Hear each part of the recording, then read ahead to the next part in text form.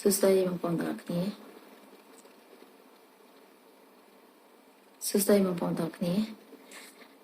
សូមសេរីស្លេងតិចសិនខ្លាចលឺអត់ច្បាស់អូខេចឹងឯនេះត្រឡប់មកសារជាថ្មីម្ដងទៀតនៅអេពីសូតទី5ប្រចាំឆ្នាំ2025និយាយទៅ3ខែទៅតែបានអេពីសូតទី5ទេហើយសង្ឃឹមថាបងប្អូននឹងបានចូលទស្សនាទាំងអស់គ្នានៅការចែកម្លែករបស់ខ្ញុំទោះបីជាតិចក្តីច្រើនក្តីប៉ុន្តែខ្ញុំនៅតែបន្តចែករំលែក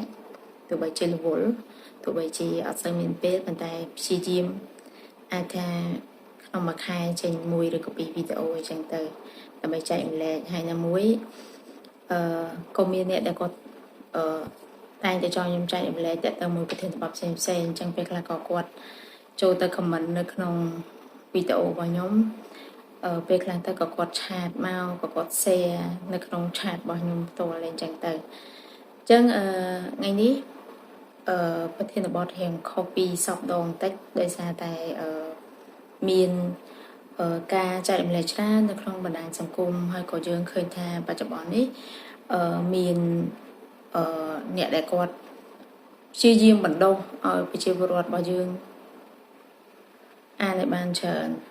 រៀនឲ្យបានច្រើនមកកាន់ចំណេះបានច្រើនតាមរយៈការអានជាការពិតទៅការអាននេះទៅប្រទេសអឺរ៉ុបនៅអឺរ៉ុបមួយចំនួនគឺគេស៊ាំនឹងស្ថានភាពហ្នឹងឯងបងប្អូនមើលដូចជាពេលបងប្អូនធ្វើដំណើរតាមរថយន្តក្រុងឬក៏តាមយន្តហោះអីបងប្អូនឃើញជនបរទេសគាត់តែងតែកាន់សភៅមួយអានជាប់ប៉ុន្តែសម្រាប់ខ្ញុំអានអត់កើតទេខ្ញុំឲ្យតែឡើងឡានអញ្ចឹងខ្ញុំអានអញ្ចឹងខ្ញុំរៀងវិលមុខប៉ុន្តែព្យាយាមសាកម្ដងពីរដងជួនកាលយើងអាចសូមអញ្ចឹងថ្ងៃនេះប្រធានបទរបស់ខ្ញុំនឹងលើកឡើងថាតើយើងអានយ៉ាងម៉េចដើម្បីឲ្យទទួលបានប្រសិទ្ធភាពហើយធ្វើយ៉ាងណាបានយើងដឹងថាអានឹងអានទៅមានប្រសិទ្ធភាពអញ្ចឹងជាទូទៅមនុស្សជាច្រើនគាត់តែងតែចែកម្លែកថាអូបង្កើនការអានទៅអានសភៅឬក៏អីចឹងទៅឬក៏ស្ដាប់ podcast ឬក៏មើលនៅលើអ៊ីនធឺណិតអីចឹងទៅប៉ុន្តែគាត់អាចនឹងភ្លេចចែកម្លែករឿងមួយថាតើធ្វើយ៉ាងណាដើម្បីឲ្យយើងអានដោយប្រសិទ្ធភាពបើយើងអានហើយគ្រាន់តែអានអាហ្នឹងក៏វាអត់សូវបានផលដែរតែបើសិនជាយើងអានហើយយើងយល់ដឹងពីសភៅនឹងទៀតហើយយើងចាប់បាននៅអត្ថន័យឬក៏ខ្លឹមសារនៅក្នុងសភៅនឹងទៀតអានឹងវាជារឿងមួយដែលល្អមែនតើសម្រាប់ខ្ញុំជាអ្នកអានសភៅដូចគ្នាជាក់ស្ដែងទៅការបង្កើនចំណេះដឹងតាមរយៈការអានយើងមានច្រើនអានឬក៏ស្ដាប់ហ្នឹងគឺយើងមានច្រើនទី1យើងឃើញថាយើងអាចអានតាមរយៈសភៅយើងទិញសភៅមកយើងអាចអានតាមសភៅទី2យើងអាចអាននៅលើប្រព័ន្ធអ៊ីនធឺណិតដូចជាបច្ចុប្បន្នយើងនឹងស្រាប់ហើយមានច្រើនមែនទែនដែលគេចែករំលែកយើងអាចអានឯកសារមួយចំនួននៅលើអ៊ីនធឺណិតនៅលើទូរស័ព្ទដៃរបស់យើងនៅលើiPad ឬក៏នៅលើកុំព្យូទ័ររបស់យើងហើយមួយទៀតបើសិនជាយើងអានហើយនៅតែមិនទទួលបានផលល្អទេអ្នកខ្លះគាត់អានអត់ចូលគាត់ថាគាត់កាន់សភៅទៅគាត់ងុយគេងគាត់កាន់សភៅទៅដូចឆ្នាំងុយដេកគាត់អញ្ចឹងណាអញ្ចឹងមានវិធីមួយទៀតគឺការស្ដាប់ podcast ឬក៏ស្ដាប់ audiobook ហើយមួយទៀតក៏មានអ្នកដែលគាត់ចែកនៅក្នុងបណ្ដាញសង្គមច្រើនទាក់ទងជាមួយនឹងការអប់រំតាមរយៈ audiobook audiobook ខ្លះក៏យើងត្រូវ subscribe ដើម្បី pay ទៅដើម្បីបានស្ដាប់ហើយមួយចំនួនទៀតគឺចែករំលែកនៅក្នុងYouTube ដែលបងប្អូនអាចចូលទៅមើលទៅដូចជាមាន channel ច្រើនណាស់ដែលគាត់ចែករំលែកនៅលើ YouTube ហើយបងប្អូនអាចចុចស្ដាប់បានទៅអញ្ចឹងវិធីសាស្ត្រនៅក្នុងការអានការស្ដាប់យើងមានច្រើននៅក្នុងការបង្កើនចំណេះរបស់យើងមានច្រើនតែវិធីសាស្ត្រដែលធ្វើឲ្យយើងមានប្រសិទ្ធភាពនៅក្នុងការទទួលយកចំណេះដឹងទាំងអស់ហ្នឹងទាំងការអានទាំងការស្ដាប់ទាំងការមើលវីដេអូហ្នឹងតើធ្វើមិនដើម្បីយើងដឹងថាមួយណាគឺជា platform ឬក៏ជា អ្វីដែលយើងអានទៅបានប្រសិទ្ធភាពជាងគេបើសិនជាបងប្អូនរកអត់ទាន់ឃើញថាបងប្អូនចំណុចមួយណាដែលបងប្អូនចាប់បានលឿនខ្ញុំ suggestion ឬក៏ផ្ដល់យោបល់ឲ្យបងប្អូនទៅធ្វើតាមដំណាក់កាលទី1បើសិនជាបងប្អូនមិនមែនជាមនុស្សដែលធ្លាប់អានសៀវភៅប៉ុន្តែខ្ញុំគិតថាបងប្អូនឆ្លងកាត់មកដំណាក់កាលរៀនសូត្រតាំងពីបឋមវិទ្យាល័យអនុវិទ្យាល័យវិទ្យាល័យសាកលវិទ្យាល័យចឹងបងប្អូនគិតអត់ផុតទេអាការអានហ្នឹងពីព្រោះយើងត្រូវរៀនអញ្ចឹងបងប្អូនប្រហែលជាដឹងខ្លះហើយថានៅពេលដែលបងប្អូនអានមេរៀនហើយនឹងអានសៀវភៅចំណេះដឹងទូទៅឬក៏នឹងអានអីផ្សេងគឺខុសគ្នាអញ្ចឹងអ្នកខ្លះគាត់ថាគាត់អានមេរៀនគាត់អានអត់ចូលទេប៉ុន្តែគាត់មើលរឿងប្រឡំលោកអានសៀវភៅប្រឡំលោកចូលអញ្ចឹងខ្ញុំចង់បងប្អូនទាញបន្តិចទី1បងប្អូនត្រូវរកចំណង់ចំណូលចិត្តរបស់ខ្លួនឯងថាតើបងប្អូនចូលចិត្តអានសៀវភៅប្រភេទណាជាប្រភេទប្រឡំលោកជាប្រភេទអប់រំជាប្រភេទtechnology ជាប្រភេទគេហៅថា leadership ជាប្រភេទ management or whatever អញ្ចឹងបងប្អូនត្រូវតែរកចំណុចហ្នឹងឲ្យឃើញសិនថាបងប្អូនចូលចិត្តសៀវភៅប្រភេទណាអញ្ចឹងបើសិនជាសម្រាប់ខ្ញុំចែករំលែកបទពិសោធន៍ផ្ទាល់ខ្លួនរបស់ខ្ញុំពីមុនខ្ញុំជាមនុស្សដែលចូលចិត្តអានសៀវភៅបែបប្រវត្តិសាស្ត្រប៉ុន្តែក្រោយមកខ្ញុំចូលចិត្តបានន័យថាវ័យរបស់យើងកាន់តែចម្រើនទៅមុខទៅអាការចូលចិត្តរបស់យើងហ្នឹងក៏ផ្លាស់ប្ដូរដែរបងប្អូនអញ្ចឹងខ្ញុំបានផ្លាស់ប្ដូរពីការអានសៀវភៅបែបប្រវត្តិសាស្ត្រប្រឡំលោកមកទៅជាការអានសៀវភៅបែប business អញ្ចឹងថ្ងៃគឺខ្ញុំចូលចិត្តសៀវភៅបែប business ឬក៏ motivation ច្រើនការលើកទឹកចិត្តច្រើនអញ្ចឹងខ្ញុំរកឃើញចំណុចនឹងមួយហើយគឺធ្វើឲ្យខ្ញុំដឹងថាខ្ញុំនឹងទៅទិញសៀវភៅប្រភេទហ្នឹងយកមកអានតែអ្នកខ្លះគាត់អត់ទាន់រកឃើញយ៉ាងហ្នឹងទេគាត់គ្រាន់ឃើញគេថាជំរុញការអានគាត់ទៅដល់ជួនកាលគាត់ទៅកន្លែងដែលគេbook center ឬក៏ទៅកម្មវិធី book fair អីមួយអញ្ចឹងគាត់ទៅដល់គាត់ទិញមកទាំងអស់ហ្មងទិញរ៉ាល់ហ្មងឲ្យតែថាមាន promotion គាត់ទិញយកហ្មងអញ្ចឹងទៅពេលដែលគាត់ទិញមកហ្នឹងគាត់នឹងអានមួយណាចាប់មួយណាព្រោះគាត់អត់ទាន់ define ចំណងចិត្តរបស់គាត់ឃើញផងហ្នឹងហើយគាត់ទិញយកមកអញ្ចឹងអាហ្នឹងក៏អានទៅអត់មានប្រសិទ្ធភាពដែរបងប្អូនអញ្ចឹងទី1ចំណុចកន្លឹះទី1គឺបងប្អូនត្រូវរកចំណងចិត្តខ្លួនឯងឃើញសិនចំណុចទី2នៅពេលដែលបងប្អូនរកចំណងចិត្តខ្លួនឯងថាចូលចិត្តអានសៀវភៅប្រភេទណាហើយ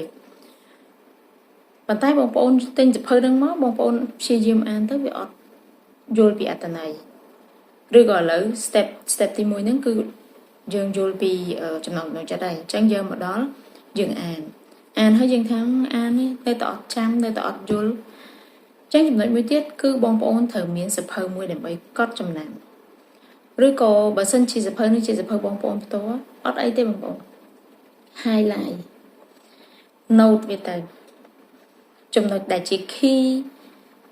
សំខាន់នៅក្នុងទំព័រនីមួយដែលបងប្អូនគិតថាវាសំខាន់សម្រាប់ការរស់នៅប្រចាំថ្ងៃវាសំខាន់សម្រាប់ការដែលយើងយកទៅអនុវត្តឲ្យទទួលបានផលល្អអញ្ចឹងបងប្អូនកប់ចំណាំវាមកជាទូទៅនៅពេលដែលខ្ញុំអានសៀវភៅគឺខ្ញុំតែងតែមាន notebook មួយទូចដើម្បីកត់ចំណាំឬក៏ខ្ញុំអាចសរសេរនៅលើហ្នឹងប៉ុន្តែខ្ញុំជាមនុស្សដែលស្រឡាញ់សៀវភៅអញ្ចឹងជាទូទៅខ្ញុំអត់សូវ highlight ឬក៏ខ្ញុំគូសចំណាំអីលើកលែងតែខ្ញុំហ៊ានភាសាអង់គ្លេសឬក៏ភាសាអីផ្សេងអាហ្នឹងខ្ញុំអាចគូសបកនៅលើហ្នឹងប៉ុន្តែបើថាជាសៀវភៅ business ជាសៀវភៅបែប motivation ឬក៏ជាសៀវភៅអីចឹងជាទូទៅគឺខ្ញុំតែងតែមាន notebook មួយទៀតអញ្ចឹងណាបងប្អូនប៉ុន្តែអ្វីដែលខ្ញុំចង់បញ្ជាក់កន្លែងនេះមួយទៀតមិញបងប្អូនបានខ្ញុំបានប្រាប់បងប្អូនថាយើងត្រូវតែដឹងថាយើងចូលចិត្តអានសៀវភៅប្រភេទណាទី2គឺភាសាបងប្អូនខ្ញុំសូមបញ្ជាក់មួយទៀតគឺទី2គឺភាសាអញ្ចឹងភាសាក៏សំខាន់ដែរពេលខ្លះបងប្អូនចូលចិត្តអានសៀវភៅជាភាសាខ្មែរពេលខ្លះអានសៀវភៅជាភាសាអង់គ្លេសឬក៏ភាសាអីផ្សេងទៀតអញ្ចឹងភាសាក៏ជាចំណុចមួយដែលធ្វើឲ្យបងប្អូនមានភាពឧបសគ្គនៅក្នុងការអានដែរព្រោះពេលខ្លះយើងអាចនិយាយថាអត់សូវខ្លាំងលើភាសាអង់គ្លេសឬក៏ភាសាបរទេសអញ្ចឹងដល់ពេលយើងយកមក dương phẳng bỏ nó chẳng u thọ thay dương đã cô đào tha sập hợp các bạn nó dương an mặc khai rồi co cả lạc khai việc chọn thì sao vì sao ông lấy việc khác dương an tới dương thời cả bỏ trơn bàn tay có cái miên tịnh định muối vì phụ ấy nơi không sập hớ dương an mà bị bỏ một bị an mà bị bỏ một bị tề cô đào sòng khăn để dương an là mấy miền phim nghi số cứ dương an này chọn mà sen thân nắng mà bị dột nắng sấn việc khác dương cắt rồi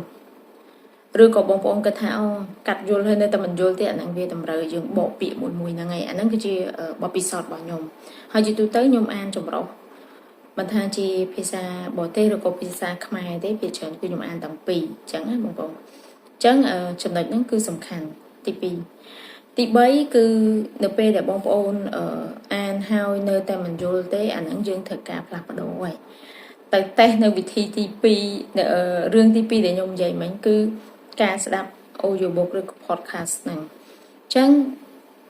ពេលដែលយើងស្ដាប់ទៅជួនកាលអារម្មណ៍យើងអាចផ្លាយខុសពីពេលយើងអានខ្លាំងដោយសារទី1នៅពេលដែលយើងស្ដាប់យើងដាក់កាសឬក៏យើងអត់ដាក់កាសក៏អត់ទៅយើងស្ដាប់ទៅប៉ុន្តែបងប្អូនតែថាកំឡុងពេលស្ដាប់យើងត្រូវតែផ្ដោតលើអាការស្ដាប់ហ្នឹងចឹងអ្នកខ្លះគឺគាត់មានទូរស័ព្ទ2 3យ៉ាងទៅគាត់បើកស្ដាប់អាហ្នឹងផងបើកចំហៀងផងចឹងអាហ្នឹងអាហ្នឹងស៊ីសងលើខ្លួនគាត់ទេជួនកាលគាត់អាចនឹងទទួលយកបានក្នុងពេលតែមួយអាហ្នឹងខ្ញុំអត់ដឹងទេណាតែបើសម្រាប់ខ្ញុំមានអារម្មណ៍ថាវារៀងបែកកម្មដ្ឋានតិចព្រោះដែលយើងស្ដាប់ច្រើនពេកចឹងណាបងប្អូនហើយជាទូទៅនៅពេលដែលខ្ញុំអានសភៅក៏ដោយខ្ញុំស្ដាប់ podcast ក៏ដោយជាទូទៅខ្ញុំព្យាយាមហៅកន្លែងមួយដែលរៀង focus បើន័យថាកន្លែងមួយដែលរៀងស្ងាត់ឬក៏បើសិនជាខ្ញុំទៅហាងកាហ្វេក៏ខ្ញុំអង្គុយរៀងដាច់ពីគេដែលអត់សូវលោឡាខ្លាំងដែរអញ្ចឹងអាហ្នឹងគឺជាចំណុច tip មួយទៀតដែរដែលធ្វើឲ្យបងប្អូនងាយស្រួលនៅក្នុងការ focus និងក្នុងការផ្ដោតអារម្មណ៍ទៅលើសភៅឬក៏ podcast មួយហ្នឹងមួយទៀតគឺការអាននៅលើប្រព័ន្ធអ៊ីនធឺណិតបងប្អូនអាច download ជាឯកសារជា PDF ជាអីចឹងទៅបងប្អូនអាចមើលលើហ្នឹងប៉ុន្តែចំណុចទី3នេះជាទូទៅខ្ញុំអត់សូវ recommend ទេបើសិនជាខ្ញុំ recommend ឲ្យធ្វើចំណុចទី3នេះលុះត្រាតែគាត់ turn off notification នៅលើទូរស័ព្ទនឹងចាព្រោះធម្មតានៅពេលដែលបងប្អូនកាន់ទូរស័ព្ទនៅក្នុងការមើលអញ្ចឹងទៅពេលបងប្អូនមើលគេឆាតមកដាច់មើលគេឆាតមកដាច់ជួនកាល notification TikTok Facebook ឬក៏អីចឹងទៅគឺអត់សូវ focus ទេហើយបើសួរថាចំណុចទី3មិញរឿងទី3ដែលខ្ញុំនិយាយមិញហ្នឹងមនុស្សជាច្រើនធ្វើបានអត់ខ្ញុំគិតថាអត់សូវបានល្អមែនទេអត់សូវ effective មែនទេអត់សូវមានប្រសិទ្ធភាពមែនទេដោយសារតែពេលដែលយើងកំពុងតែមើលនៅលើទូរស័ព្ទក៏ដោយនៅលើ iPad ក៏ដោយនៅលើcomputer ក៏ដោយតែមាន notification មកអាហ្នឹងវា distraction យើងហើយបើន័យថាធ្វើឲ្យយើងហ្នឹងមានផលរំខានហើយចឹងចំណុចទី1ទី2ខ្ញុំ recommend ប៉ុន្តែខ្ញុំចង់ឲ្យបងប្អូនធ្វើតាមជំហានដែលខ្ញុំនិយាយមិញហ្នឹងគឺទី1ស្វែងរកអ្វីដែលខ្លួនឯងចូលចិត្តសិនចូលចិត្តអានសភៅប្រភេទណាទី2យើងព្យាយាមរកវិធីនៅក្នុងការអានកន្លែងដែលយើងគិតថាស័ក្តិសមរម្យនៅក្នុងការអានកន្លែងដែលយើងអាចផ្ដោតអារម្មណ៍បានល្អនៅក្នុងការអានចឹងបើយើងអានអត់ចូលទេចូលចំណុចទី2មិញគឺយើងទៅស្ដាប់ podcast ឬក៏មើលឬក៏ស្ដាប់ audiobook ឬក៏មើលជាវីដេអូខ្លីៗដែលគេដាក់មកចឹងទៅ motivation ខ្លីៗចឹងទៅចឹងអាស្រ័យទៅលើការជ្រើសរើសរបស់បងប្អូនហើយចំណុចទី3មិញហ្នឹងគឺការមើលនៅលើប្រព័ន្ធអ៊ីនធឺណិតឬក៏ download ចេញមកនៅលើទូរស័ព្ទដៃ iPad ឬក៏ computer ហ្នឹងចំណុចទី3ហ្នឹងវារៀងពិបាកបន្តិចសម្រាប់អ្នកដែលគាត់មានជា social media ជាមនុស្សដែល social ខ្លាំងគឺងាយនឹងក្នុងការរំខានពីប្រព័ន្ធ social ផ្សេងៗអញ្ចឹងខ្ញុំចង់ឲ្យគាត់ផ្ដោតអារម្មណ៍ច្រើនទៅលើការស្ដាប់ឬក៏ទៅលើការអានហើយជាទូទៅខ្ញុំក៏ជាមនុស្សម្នាក់ដែលជ្រើសរើសយកការអានសភៅដែរដំបូងប៉ុន្តែក្រោយមកក៏ខ្ញុំអានអត់ចូលដូចគ្នាការអានសភៅបងប្អូនអាចគិតថាយើងគ្រាន់តែអានវាអត់ពិបាកទេប៉ុន្តែការដែលទៅយល់ពីអត្ថន័យនៃខ្លឹមសារនៅក្នុងហ្នឹងទៅវាពិបាកអានណាពេលដែលខ្ញុំអានលែងចូល hương muối để nhung bà bạ trên kia cứ nhung ăn mà tầm po nữa á nhung ăn trong đập đôm cứ ăn ở trầu chắc nhung plak đầu nó không cả án mau chỉ đạp chân nhung còn than đạp hiện bà bạn tịch bông bồn phụ về class nó không dập hơi class kê sòng khép chân này để kê sòng khép dương dương một đạp về class việc bắt ở tận ấy class bàn tay bờ dương chi dương từ sau sinh từ hồ bộc hộp đại ở sòng khép thôi dương vô lá bà này thà quạt clay mấy tay khầm chẳng ở nhung chi diêm hợp bộc hộp chẳng nhung chi tụ tơ nhung chi diêm hợp bộc hộp nó không ca ở đạp nâng trai mình tên hay nhung có bàn subscribeនៅaudiobook មួយចំនួនដើម្បីស្ដាប់ដែរអញ្ចឹងធ្វើច្រើនវិធីមែនតើនៅពេលដែលខ្ញុំអានលេងចូលបន្ទាប់មកខ្ញុំក៏ចាប់ផ្ដើមស្ដាប់ audiobook រហូតអញ្ចឹងនៅពេលដែលខ្ញុំស្ដាប់ audiobook ឥឡូវហ្នឹងស្ដាប់ audiobook ស្ដាប់មិនចូលទៀត turn on notification អត់កើតដោយសារពេលខ្លះដូចជា Telegram chat ឬក៏ chat អីផ្សេងៗអញ្ចឹងពេលខ្លះត្រូវតាក់ទងមួយការងារអញ្ចឹងបើអញ្ចឹងគឺផ្លាស់ប្ដូរនៅក្នុងការម៉ោងអានអញ្ចឹងអាចទៅអាននៅពេលល្ងាចយើង turn on notification ចោលទាំងអស់ហើយយើងអានឬក៏ស្ដាប់បានអញ្ចឹងវិធីនៅក្នុងការអានយើងមានច្រើនដូចដែលខ្ញុំបានរៀបរាប់អញ្ចឹងយើងផ្លាស់ប្ដូរពីមួយទៅមួយតែកុំបោះបង់ខ្ញុំនៅតែចង់ឲ្យបងប្អូន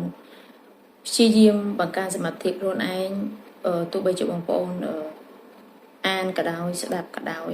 មើលវីដេអូក៏ដោយវាសិតតែជាចំណេះដឹងបងប្អូនអង្គុយមើលព័ត៌មានក្នុងក្រៅប្រទេសតែមួយផ្លែតក៏បងប្អូនទទួលបានចំណេះដឹងដែរហើយអត់ចង់ឲ្យបងប្អូនមើលអ្វីដែលជាការចែករំលែកនៅលើបណ្ដាញសង្គមច្រើនពេកព្រោះបណ្ដាញសង្គមនៅក្នុងការផុសអត់មានអីទៅ filter ថា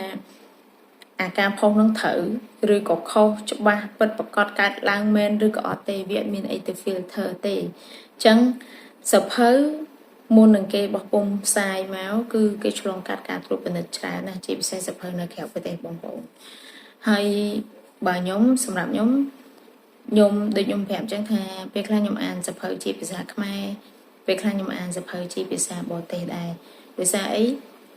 សភៅមួយចំនួននៅពេលដែលបកជាភាសាខ្មែរទៅអញនិយាយបានថាវាពិបាកយល់អញ្ចឹងយើងត្រូវចាំទីមួយចាំអ្នកដែលបកប្រែអ្នកដែលបកប្រែគេនឹងឲ្យបានល្អដែរព្រោះពេលខ្លះនៅពេលដែលបងប្អូនផ្លាស់ប្ដូរសភៅពីសភៅមួយទៅសភៅមួយស្រាប់តែបងប្អូនទៅទិញពីខាងអ្នកបកប្រែផ្សេងមកវាមើលអត់យល់ណាដល់ពេលអញ្ចឹងធ្វើឲ្យយើងនឹងឈឺក្បាលវើមុខថាអូយមើលអត់យល់ទេអានមិនក៏មើលមិនយល់ដែរអញ្ចឹងពេលខ្លះយើងត្រូវចំណាំដែរថាសភៅដែលយើងទិញពីមុនហ្នឹងខាងគ្រឹះស្ថានណាគាត់ជាអ្នកបកប្រែកែសម្រួលមកអញ្ចឹងក៏វាជាចំណុចមួយដែរដែលធ្វើឲ្យបងប្អូនចាប់បានបងប្អូនធ្លាប់តែអាន style ហ្នឹងអាហ្នឹងអត់ខុសពីយើងស្ដាប់ចម្រៀងទេនៅពេលដែលយើងស្ដាប់ចម្រៀងយើងស្ដាប់សលេងអ្នកហ្នឹងគេថាសលេងអ្នកហ្នឹងព្រោះជាងបទហ្នឹងព្រោះស្រាប់តែអ្នកផ្សេងទៅ cover ទៅវាអត់ព្រោះអញ្ចឹងបងប្អូនលេងចូលចិត្តបទហ្នឹងពេលខ្លះអាហ្នឹងវាជាវិធីរបស់យើងបងមនុស្សម្នាក់ដែលគាត់filter ខ្លួនឯងថាប្រភេទមួយណាដែលគាត់អាចជ្រើសរើសបានអញ្ចឹងជាថ្មីម្ដងទៀតខ្ញុំនៅតែលើកទឹកចិត្តដល់បងប្អូនទាំងអស់គ្នាឲ្យបង្កើនការអានមិនថាអាននៅក្នុង platform មួយណាអានឬក៏ស្ដាប់ទេខ្ញុំនៅតែលើកទឹកចិត្ត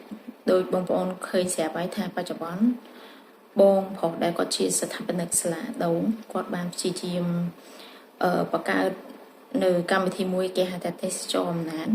ដែលគាត់មានសភៅជាច្រើននៅក្នុងឡានចល័តរបស់គាត់ហ្នឹងគឺគាត់ទៅ24 25ខេត្តក្រុងខេត្តខ្លះគាត់ទៅច្រើនថ្ងៃខេត្តខ្លះគាត់ទៅតិចថ្ងៃអញ្ចឹងទៅអាស្រ័យទៅតាមចំនួនអ្នកអានអញ្ចឹងគាត់ជាចំណែកមួយដែលជួយជំរុញឲ្យសង្គមរបស់យើងជួយជំរុញឲ្យប្រទេសរបស់យើងលើកដំកើងនៅក្នុងការអានសភៅបានច្រើនព្រោះបងប្អូនដឹងហើយថានៅពេលដែលយើងរៀនពីថ្នាក់ទី1ដល់ទី12យើងអានច្រើនដែរប៉ុន្តែអ្វីដែលយើងអានហ្នឹងគឺវាពាក់ព័ន្ធនឹងការរៀនសូត្រមុខវិជ្ជាដែលយើងរៀនប៉ុន្តែសភៅបច្ចុប្បន្នគឺយើងអានយើងរៀនគឺអាស្រ័យទៅលើកត្តាដែលកើតឡើងនៅក្នុងសង្គមផ្ទាល់មិនថានៅក្នុងសង្គមខ្មែរយើងក៏នៅឬក៏នៅក្រៅប្រទេសគឺ គេរួមបញ្ចូលគ្នានៅក្នុងសភៅតែមួយអញ្ចឹងបើសិនជាបងប្អូនអានសភៅបរទេសច្រើនបងប្អូនដឹងពីពិភពលោកច្រើនទោះបីបងប្អូនមិនបានទៅរស់នៅប្រទេសគេក៏ដោយតែបងប្អូនដឹងពីវប្បធម៌អរិយធម៌របស់គេអញ្ចឹងគេហៅថាអឺបើសិនខ្ញុំនិយាយខុសសូមអធិស្ឋានតថភាពសង្គមណាអញ្ចឹងបើន័យថាសភៅមួយឬក៏រឿងមួយដែលគេថតឡើងណាធម្មតាវាតែងតែឆ្លុះបញ្ចាំងនៅក្នុងសង្គមដែលយើងកំពុងរស់នៅបច្ចុប្បន្នអញ្ចឹងគាត់ថាតិចហើយនឹងច្រើនអញ្ចឹងបើសិនជាបងប្អូនអានសភៅខ្មែរបងប្អូនដឹងពីតថភាពសង្គមរបស់ខ្មែរយើងនៅសម័យមួយទៅសម័យមួយរហូតមកដល់សម័យបច្ចុប្បន្នចឹងមកបងប្អូនអានសភៅដែលតាក់ទងជាមួយប្រទេសគេគឺបងប្អូននឹងដឹងពីរឿងពី culture ពីវប្បធម៌អរិយធម៌របស់ប្រទេសគេដូចគ្នាអញ្ចឹងទោះបីជាយើងអត់បានទៅលេងស្រុកគេទូទាំងប្រទេសទូទាំងពិភពលោកក៏យើងអាចដឹងពីអរិយធម៌វប្បធម៌របស់គេខ្លះដែរចឹងជាទូទៅខ្ញុំធ្លាប់តែនៅពេលខ្លះខ្ញុំនៅពេលដែលខ្ញុំជួបមិត្តភ័ក្តិឬក៏ខ្ញុំជួបអ្នកដែលខ្ញុំស្គាល់នៅពេលដែលគាត់និយាយមកជាក់ស្ដែងខ្ញុំមនុស្សខ្ញុំមិនដែល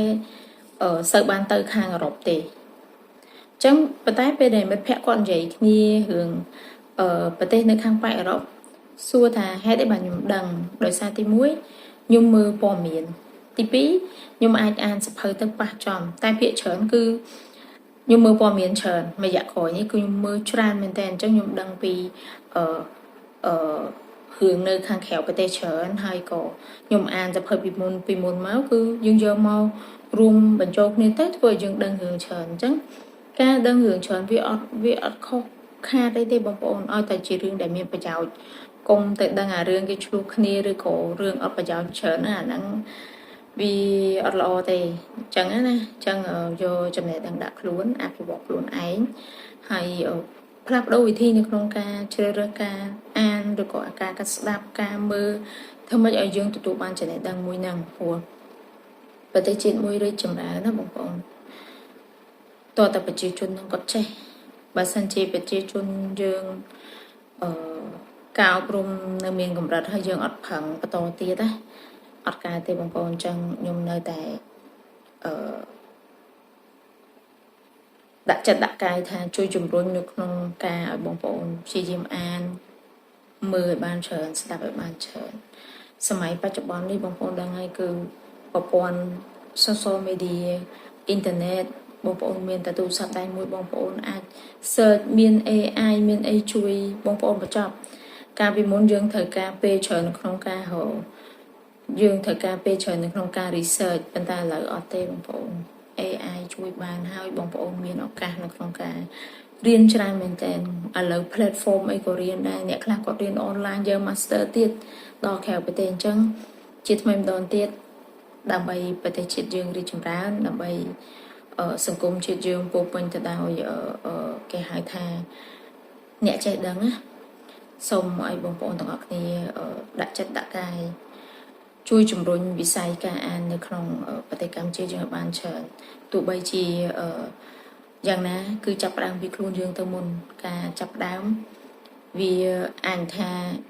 យឺតឬក៏លឿនអានឹងជាអាស្រ័យទៅលើខ្លួនរបស់យើងប៉ុន្តែខ្ញុំនៅតែទទូចសូមឲ្យបងប្អូនទាំងអស់គ្នា